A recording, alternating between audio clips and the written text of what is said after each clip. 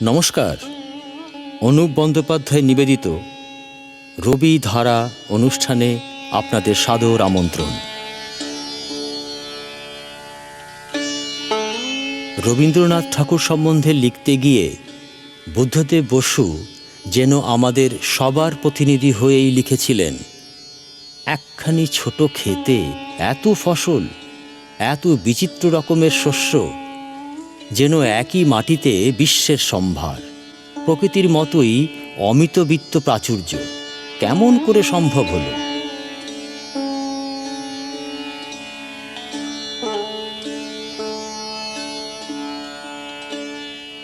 এই প্রশ্নগুলির উত্তর খুঁজতে খুঁজতে আর পরবর্তী সময়কালের কবি, সাহিত্যিক, সমাজ দার্শনিক, শিল্পীদের নানান সৃষ্টিকর্মের সন্ধান করতে করতেই তৈরি হয়ে উঠেছে এই ধারাবাহিক রবি ধারা।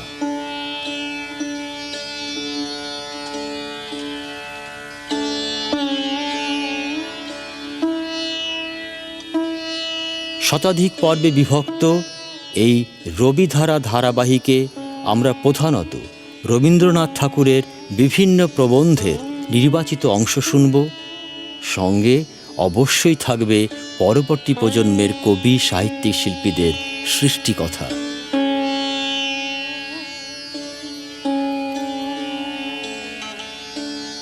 লোকগীতি ও লোকসংস্কৃতি স্বাভাবিকভাবেই বিশেষ গুরুত্ব পাবে।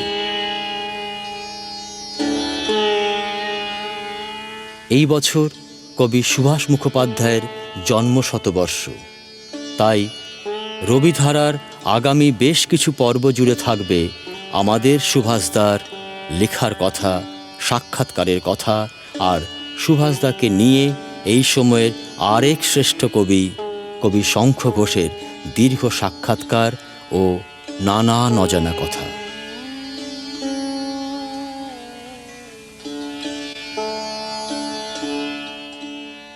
রবিধারার এই পর্বগুলি প্রায় প্রত্যেকটিতেই প্রকাশিত হবে আজ পর্যন্ত অপ্রকাশিত সুভাষ মুখোপাধ্যায় ও গীতা বন্দ্যোপাধ্যায়ের চিঠি আর সুভাষ মুখোপাধ্যায়কে লেখা বিশিষ্টজনদের চিঠি। প্রতিটি চিঠি এক একটি দলিল।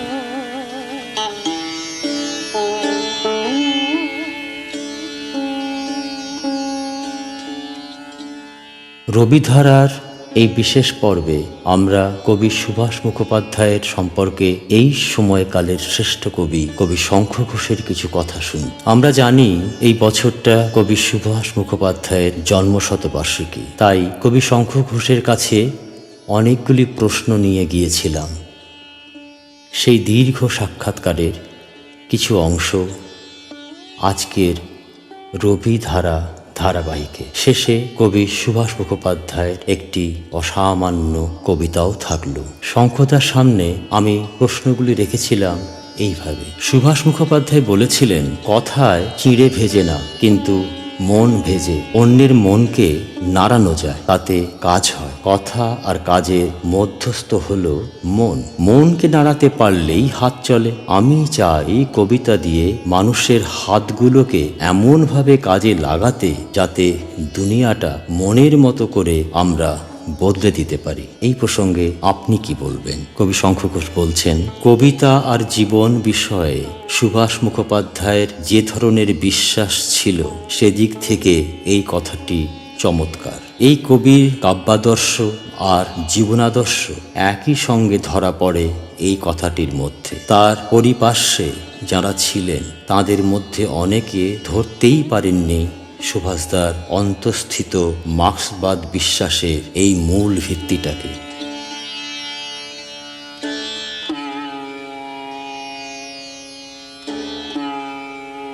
ওর কবিতার যে কোনো পাঠকের পক্ষে উদ্ধৃত এই কথাগুলি খুবই জরুরি।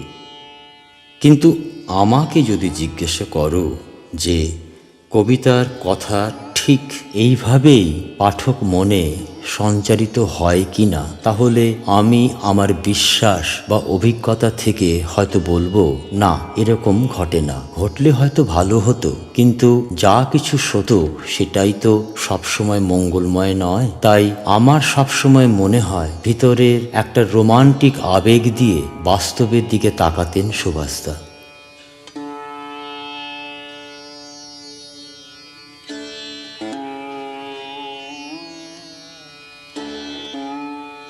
বস্তুত তাঁর মতো রোমান্টিক স্বপ্ন আর বিশ্বাস খুব কম কবিরই ছিল। আমার পরের প্রশ্ন ছিল, একসময় সুভাষদার কবিতা দলীয়তার চিহ্ন নিয়ে এসেছিল, পরে সেই চিহ্ন মুছে যায়। এর ফলে তাঁর কবিতার জনপ্রিয়তা কি কিছু মাত্রেও হানি হয়েছে? আপনার কি মনে হয়? শঙ্খদা বললেন,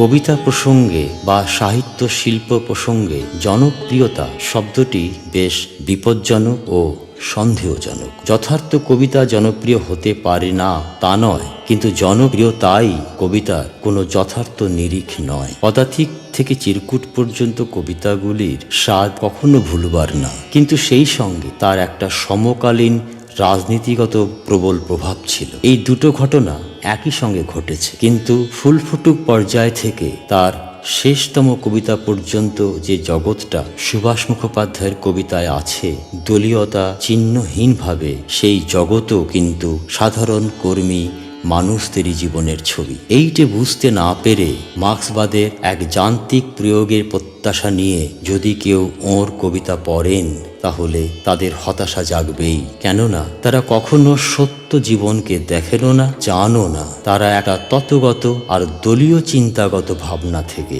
জীবনকে দেখতে চান। ফলে জীবন তাদের কাছ থেকে যতটা দূরবর্তী হয়ে যায়, ততটাই দূরবর্তী হয়ে যায় শিল্পবোধ। তা না হলে সুভাষ মুখোপাধ্যায়ের শেষ 50 বছরের কবিতায় যে সংগ্রামী অথচ মায়াময় জীবনের ছবিটা ছড়ানো আছে, তা তাদের চোখে পড়ত। আমার পরের প্রশ্ন ছিল, আপনি বললেন, আমার সব সময় মনে হয় ভিতরের একটা রোমান্টিক আবেগ দিয়ে বাস্তবের দিকে তাকাতেন সুভাষদা। বস্তুত তাঁর মতো রোমান্টিক স্বপ্ন আর বিশ্বাস খুব কম কবিরই ছিল। সুভাষদার সাথে রোমান্টিক আবেগ অথবা রোমান্টিক স্বপ্ন, এই কথাগুলো কিভাবে যাচ্ছে যদি একটু বুঝিয়ে বলেন। শঙ্খদা উত্তর দিলেন, রোমান্টিক শব্দটার সঙ্গে একটা চলতি ধারণা জড়িয়ে আছে, প্রেমের আবেগ। কিন্তু সেইটেই শুধু রোমান্টিকতা নয়। রোমান্টিক মন কেবলই একটা স্বপ্ন রচনা করে। ফুল ফুটুক না ফুটুক পর্যায় থেকে সুভাষদার কবিতায় প্রধানত যা আছে তা হলো বাস্তব জীবনকে তার পুঙ্খানুপুঙ্খে স্বপ্নময় করে তোলা। তার কবিতার একটা দিক আছে যেখানে ধারালো ব্যঙ্গে সামাজিক বা রাষ্ট্রিক অন্যায়গুলোকে বিদ্ধ করা, তেমনি অন্য আরেকটা বড় দিক সামান্য সেই জীবনের মধ্যে মুহুর্মুহু সৌন্দর্য দেখতে পাওয়া। ভবিষ্যতের কোনো বিরাট মুক্তির আশ্বাসে জড়ানো থাকে সেই সৌন্দর্য। এই থেকে যে মায়া তৈরি হয়, সেইটিকে আমি সুভাষদার রোমান্টিকতা বলি। আর সেই জন্য কখনো কখনো এও বলি যে ওর কবিতার ভেতর দিকে যে একটা চোখের জল আছে, তাকে লক্ষ্য রাখতে না পারলে অনেকখানি অধরা থেকে যায় সুভাষ মুখোপাধ্যায়ের কবিতা।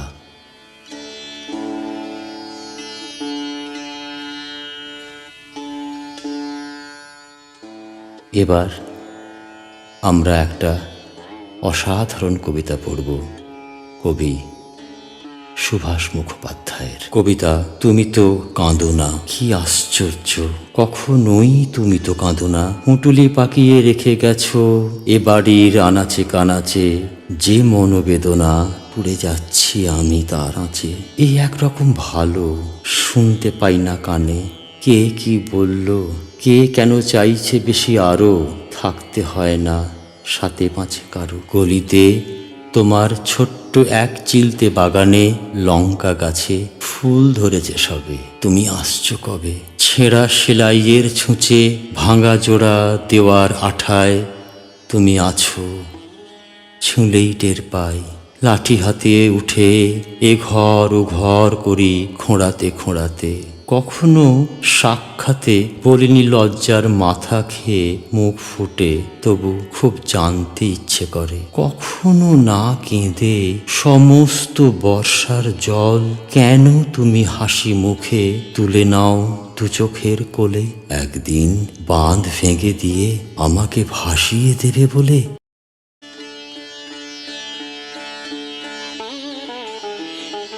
আবার দেখা হবে আগামী পর্বে। আবার কিছু নতুন ভাবনা, নতুন কবিতা, নতুন চিঠি। গ্রন্থনায় পাঠে আপনাদের সঙ্গে এতক্ষণ থাকলাম আমি অনুপ বন্দ্যোপাধ্যায়। নমস্কার।